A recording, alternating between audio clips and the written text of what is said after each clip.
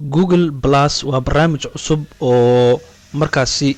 dadku ay isugu xirmi karaan iyadoo markaa ay hal meel isugu imaanayaan deetana qof walba uu bixin karo comment ama wixii cusub sawiro aad soo gelin kartid fiidiyowyana soo gelin kartid waa qaab cusub oo dadweynaha ayagoo meelo kala duwan caalamka jooga aad markaa saaxiibadaada halkaa kala xiriiri karto sidoo kale qaybta aan uga dan leenahay oo ugu soo markaasi kordhinay wariyaha.com ayaa ah in dhawaan ugu soo kordhiyay qayb la yiraahdo hangout oo ah barnaamij si muuqaal ay isugu markaasi kulmi karaan ilaa iyo 9 qofood iyadoo markaasi qof kastaana qofka kale uu jeedo isla markaana qaab sida TV-yada caalamka oo kale ah ay markaasi isugu jeedaan oo toos loo wada hadli karo kadibna waxaan ugu talagalnay in wariyaasha Soomaaliyeed ee caalamka oo dhan ku faafay ay markaas suurtagal noqoto in wariyaha.com uu bal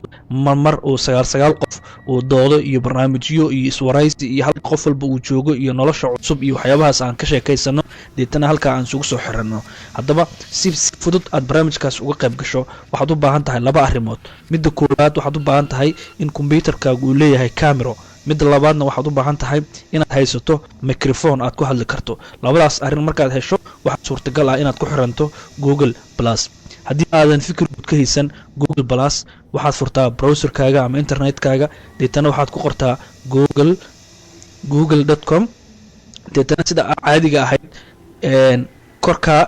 magacyada noogu qornaa oo ay kamid yihiin qaabka baarista sawirada maapka iyo waxyaabahaas YouTube ay ku qoran yihiin marka aad eegto geeska gacantaada bidix waxaad arki doontaa meel ay ku qoran tahay +u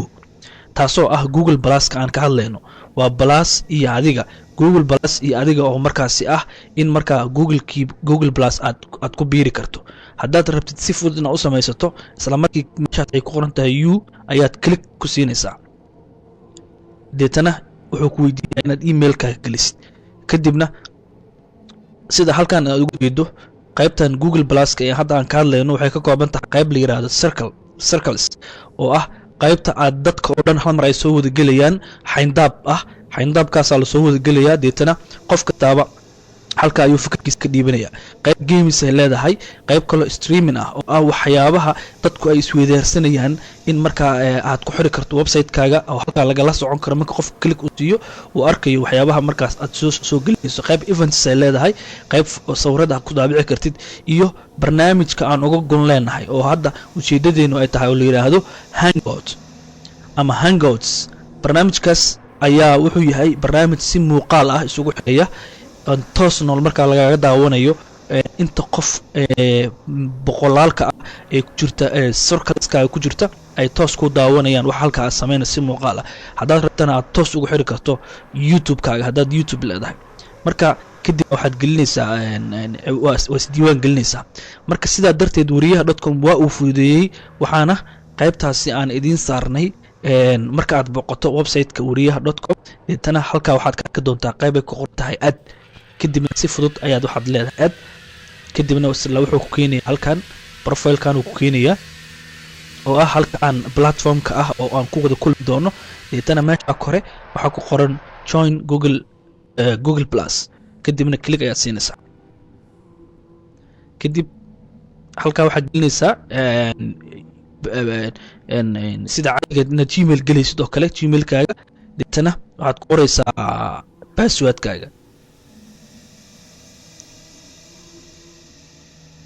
kadibna waxaad leedahay gal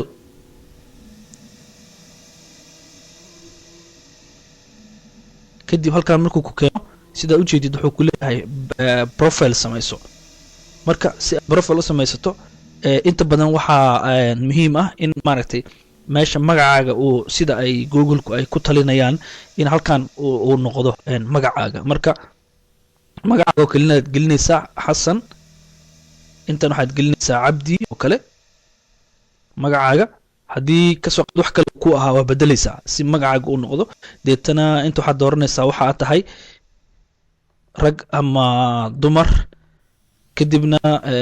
meeshaan oo kale waxaad gelinaysaa dhalashadaada oo kale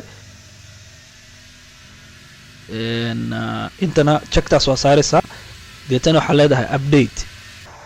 si fudayd update markaad